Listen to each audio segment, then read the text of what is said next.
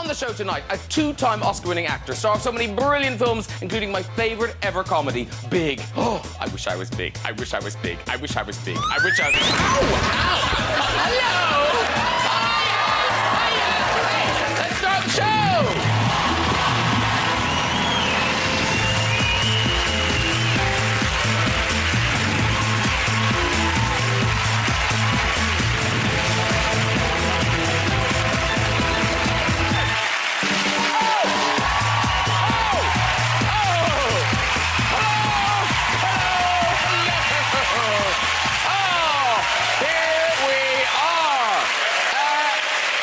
Ladies and gentlemen, what a great show we've got for you tonight. Acting legend, two times Oscar winner, Tom Hanks is here.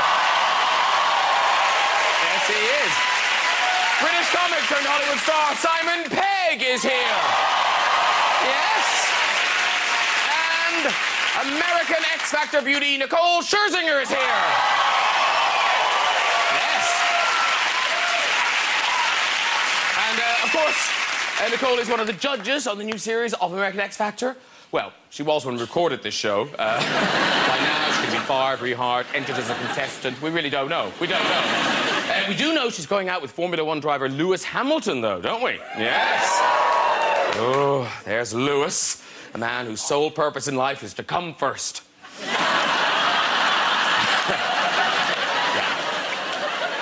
And really quickly. Simon Pegg is here. Simon, of course, recently starred as Scotty in the new Star Trek movie. That's where the crew of the Enterprise travel where no man has gone before.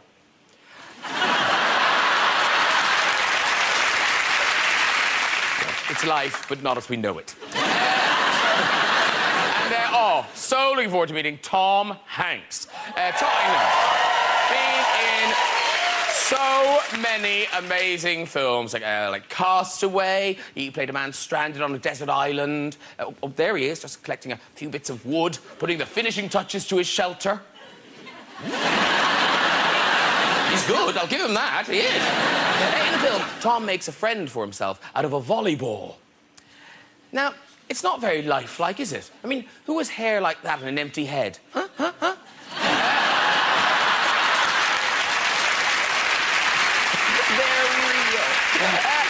But, of course, Tom also starred in the epic World War II movie, Saving Private Ryan.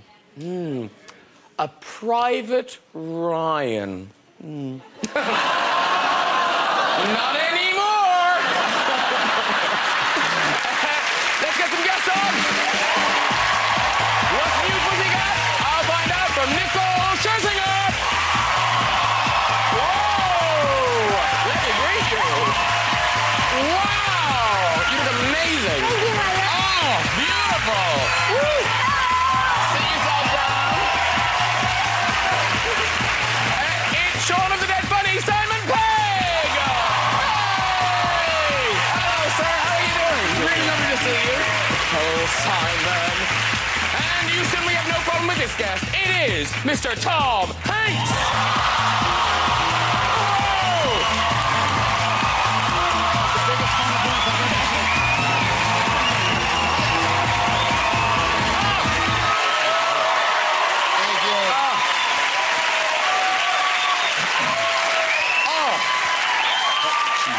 That is a cool couch. That is a very cool couch.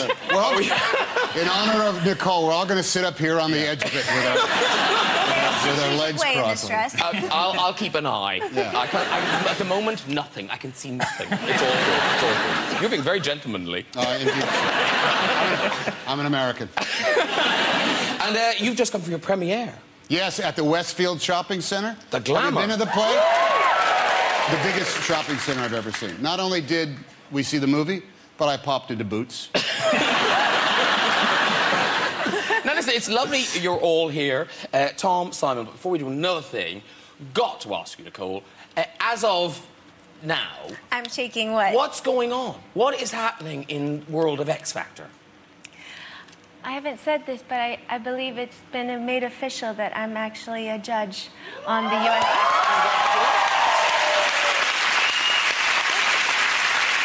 Do they keep you in the loop, or are you kind of finding out along the rest of us? I'm kind of finding out along the rest of us as well. I mean, it's kind of crazy when you get a phone call and you read it in the paper first, but, you know, I was the host of the US X Factor, and now I'm having this amazing opportunity to be the judge now. Yeah. If you eat a bad salad from Germany, you'll be the most famous person in the world. I'm Steve with Ryan Giggs. Yes.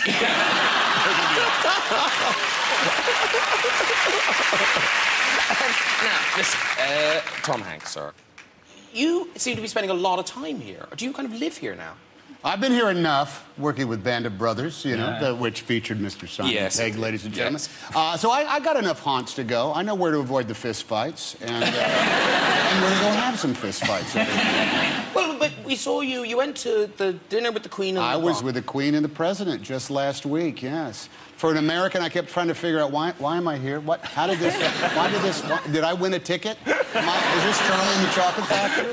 Excuse me, lady, do you run this place? There we are. We were off, and there's my white tie and tails. You look very smart. That is not a rental, by the way. They had a powder blue one. I said, let me go with the traditional black. But then we got there, and it turned out it's a very surprisingly informal. They get it, you know. Everybody who works there just kind of smiles and points you in the direction. And everybody says, hello, I'm Julie, I'm Simon, hello, nice to see you. What do you do? Well, I'm the Duchess of Westmoreland. And what do you do? Well, I run British Intelligence. How are you? And everybody's, it's kind of like on a first-name basis. Did you meet her? Oh, yes. Oh, yes, indeed. And chitty-chat, or...? I talked about doing Shakespeare when I was, that was how I got my start in the United States, doing Shakespeare. And we compared notes on that. She did say this, we love to go to the theater. I'm not going to do an imitation of the Queen. So if I fall into that, you cut it. You cut it. Take it out of the show. And she said, we love going to the theater. And my sister, oh, we love to go to the theater. And my sister could go to the theater and hear a song once and then come home. And I said, play it on the piano? And she said, yes. My moment with Her Majesty, who used to call Her Majesty first, and then you call ma'am. But now, weirdly, there's been a lot of that, because you've met the Queen, Simon, haven't you? I did. I met her recently, yeah. I met her at the Narnia premiere, and she... I thought I broke her, to be honest. I thought... the Queen has never had to worry about the awkwardness of starting a conversation. She's never had an embarrassing pause, because she always must speak first. So she takes as much time as she wants to do that. So she came up to me... I was standing next to young Joe McElderry, the X Factor winner. Aww. And she said, and you're a musician? To him. Well, someone whispered that he was in her ear. And then she came up to me and she went... And I was just waiting for her to speak, and I swear it was like 30 seconds, and I started to bead sweat. And then she just went, and what do you do? Like that, and I almost hugged her, because I thought, thank God, you're still with us. And then... but then the brilliant one was Philip came by, and because I played a mouse in Narnia, did the voice of a mouse, and someone told him what I was doing, and he said, when did you realise you had the voice of a mouse? I suddenly thought,